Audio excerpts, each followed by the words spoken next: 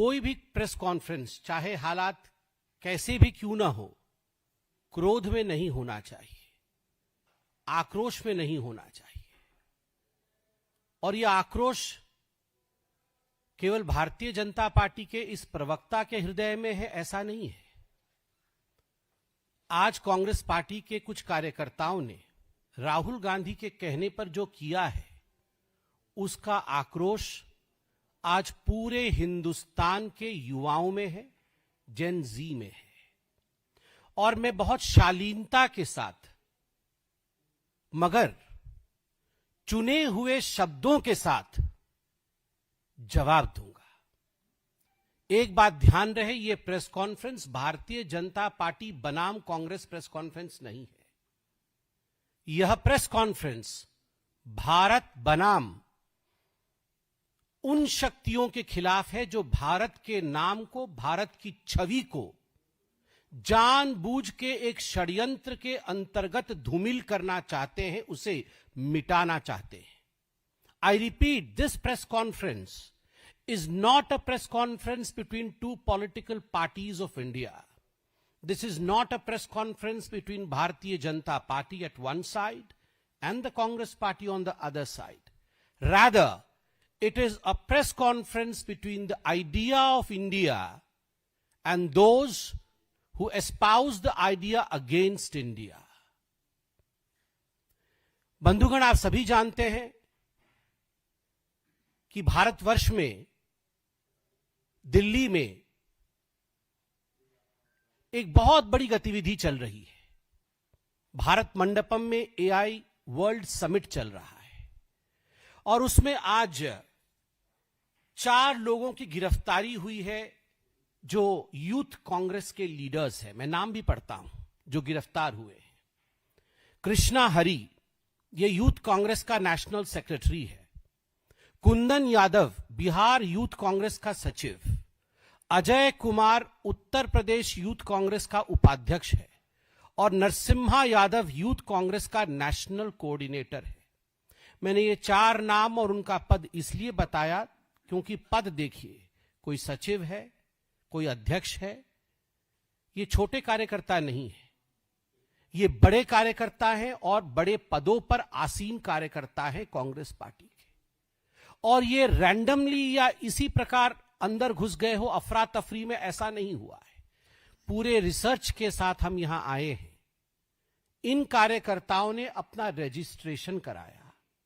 Registration करने के पश्चात, रजिस्ट्रेशन पहले कराया, आज नहीं कराया, रजिस्ट्रेशन पहले कराया, बार कोड प्राप्त हुआ इन्हें। बार कोड लेकर ये अंदर घुसे, एक डिजाइन के साथ अंदर घुसे जिसमें इन्होंने उल्टा टी शर्ट पहन रखा था, दिख नहीं रहा था टी शर्ट पे क्या लिखा है। और अंदर जाके ये एक तरह से टॉपलेस हो जाते हैं, अपने कपड़े उतार देते हैं और उसके साथ प्रोटेस्ट करते हैं। ये प्लानिंग कहां बनी थी? ये कोई सड़क चलते हुए यूथ कांग्रेस के किसी लीडर ने ये प्लानिंग नहीं बनाया। ये राहुल गांधी, सोनिया गांधी और प्रियंका वाड्रा की मौजूदगी में राहुल जी के निवास स्थान पे ये प्लानिंग किया गया था। ये प्रयोग है, ये संयोग नहीं है। This is not an experiment, this is a deliberate attempt to malign the name of India by the leader of opposition Rahul Gandhi, because in his very home the design of this whole propaganda took place. यह जो AI summit है, बंधुगण, पहले भारतवर्ष ऐसे summit में अपने representative तक नहीं भेजता था। पहले भारतवर्ष ने कभी इस प्रकार के समिट आयोजित नहीं किए थे। मगर आप चिंता करके देखिए, एक एआई समिट होती है, पूरे विश्व में भारत का नाम होता है। 100+ कंट्रीज, 100 से अधिक देशों का पार्टिसिपेशन होता है। 20 देशों के कंट्री हेड, स्टेट हेड इसमें पार्टिसिपेट करते हैं। 60 मंत्री लगभग अन्य देशों के इसमें पार्टिसिपेट करते हैं। हजारों global CEOs, researchers, startups, policy makers इसमें ज्वाइन करते हैं। 2.5 लाख से भी अधिक विजिटर्स और जो रजिस्ट्रेशन करते हैं वो इस इवेंट में रिपोर्ट करते हैं। इसमें हजारों स्पीकर होते हैं, हजारों सेशंस होते हैं और एग्जीबिटर्स होते हैं। इसमें 300 से अधिक एग्जीबिटर थे जो 30 देशों से आके भाग लेते हैं। और इसमें कैसे लोग भाग लेते हैं आप देखिए। इस एआई समिट में मैं पूरी डिटेल्स में नहीं जाऊंगा, मैं मोटा मोटी बता रहा हूं क्योंकि आप सब जानते हैं, देश जानता है, कई दिनों से देश देख रहा है कौन भाग ले रहे हैं। हमारे प्रधानमंत्री नरेंद्र मोदी जी के साथ साथ फ्रांस के राष्ट्राध्यक्ष Emmanuel Macron, UN chief Antonio Guterres, global tech leaders like Sundar Pichai Google के, सैम अल्टमैन ओपन एआई के, डेमिस हैसाबिस डीप माइंड के, डैरियो एमोडी एंथ्रोपिक के, और भी कई नाम हैं। मैं सारे नाम यहां पढ़ना नहीं चाहता हूं। कहने का तात्पर्य है पूरे देश के हु इज हु, पूरे विश्व के who is who in AI participate करते हैं। और केवल पार्टिसिपेट नहीं करते हैं, वो क्या कहते हैं यह भी हमें सुनने और समझने की आवश्यकता है। UN secretary general Antonio Guterres कहते हैं, India is giving voice to the global south in the AI era. Global south को अगर आर्टिफिशियल इंटेलिजेंस में कोई वॉइस दे रहा है तो उस देश का नाम इंडिया है, भारत है। इसके साथ ही इमैनुअल मैक्रोन कहते हैं, India is becoming a central player in the global AI order.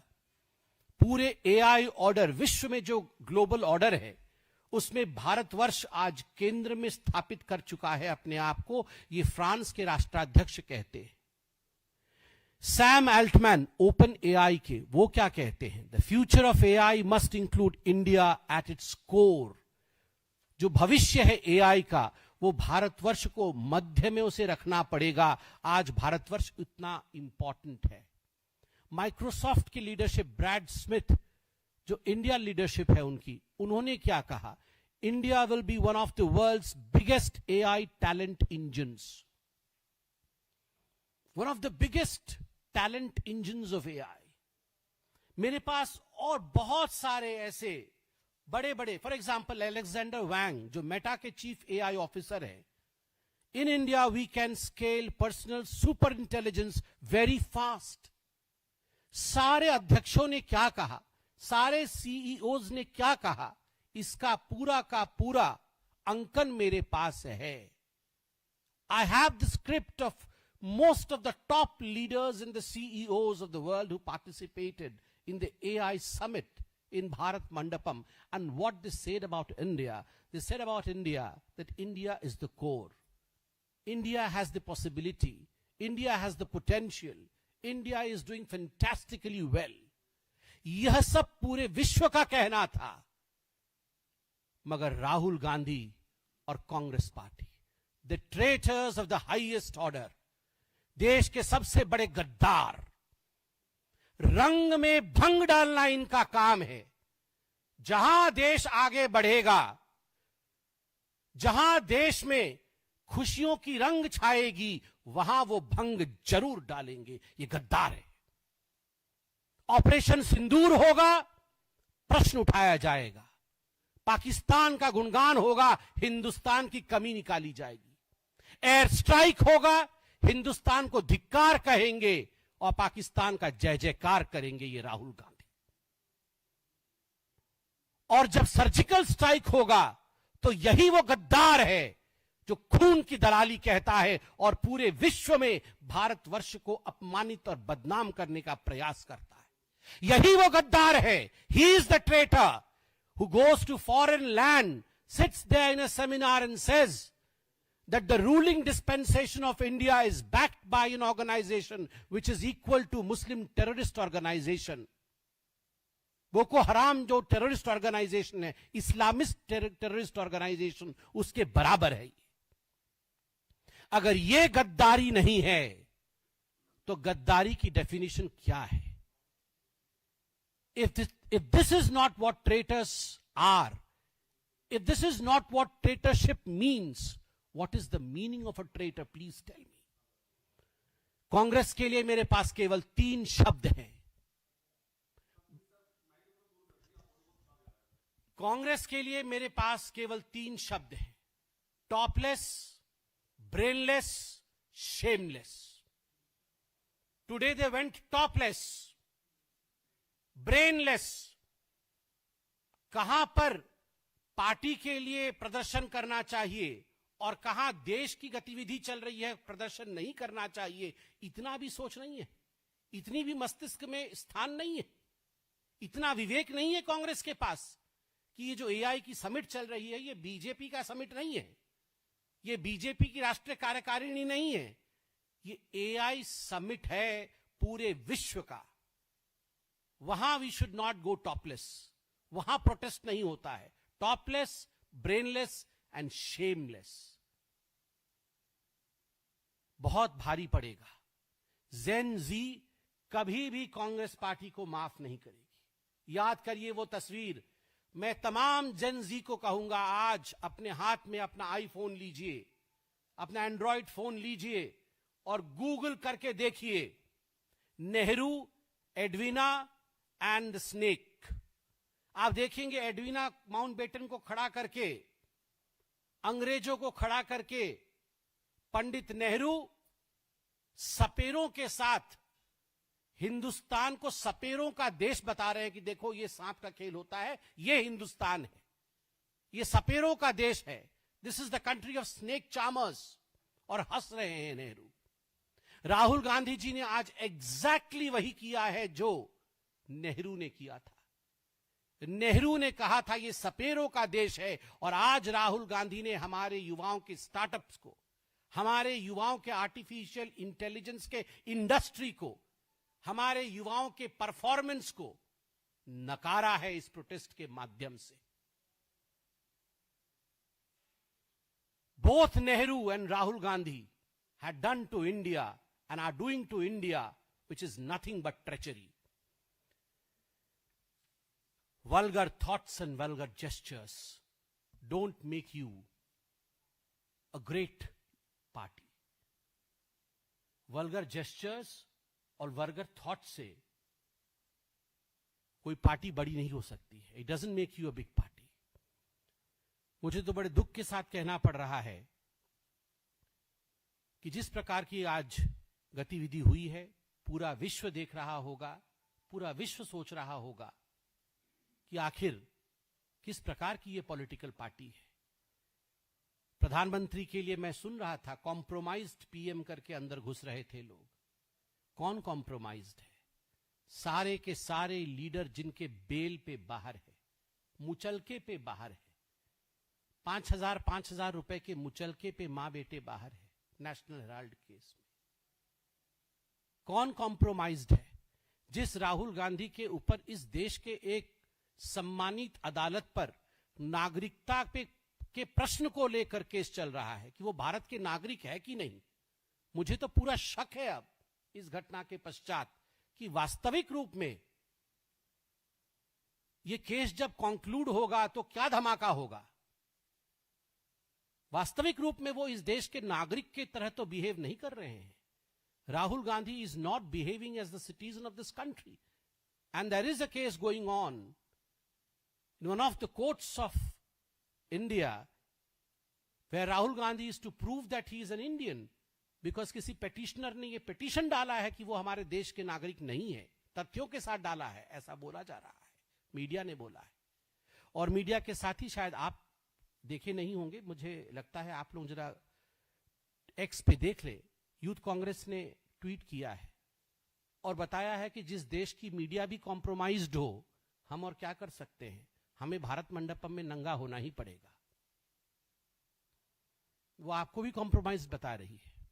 Media compromised, judiciary compromised, election commission compromised, PM compromised. और जो लोग डोकलाम के समय चाइना के टेंट के नीचे चाउमीन खा रहे थे और देश के सीक्रेट बेच रहे थे, ये देशभक्त है। जो शायद देश के नागरिक भी नहीं है, ये देशभक्त है। जो मां बेटे जाके 2008 में शी जिनपिंग के साथ बैठ के देश के सारे तमाम दस्तावेज बेच करके एमओयू साइन कर रहे थे, यह कॉम्प्रोमाइज नहीं है। इनकी सेंस ऑफ एंटाइटलमेंट की हम ही राजा हैं और बाकी ये सब लोग ना ये स्टार्टअप जानते हैं, ना इनकी औकात है एआई की, ना इनकी औकात है इंडस्ट्री की। जो गांधी परिवार चाहेगा वही भारत चाहेगा। ये जो एंटाइटलमेंट है, इसके कारण इन्होंने आज ये नेकेड प्रदर्शन किया है। This nakedness of Congress party stands completely expose today. I hope Rahul Gandhi, Sonia ji and Priyanka Vadra take a note of this. Priyanka ji, आप तो आसाम में हैं, प्रेस कॉन्फ्रेंस करिए आसाम से। राहुल गांधी देश में है कि नहीं मुझे पता नहीं, अगर देश में है तो आप भी प्रेस कॉन्फ्रेंस करके सफाई दीजिए सफाई कि आप देशद्रोही क्यों नहीं है।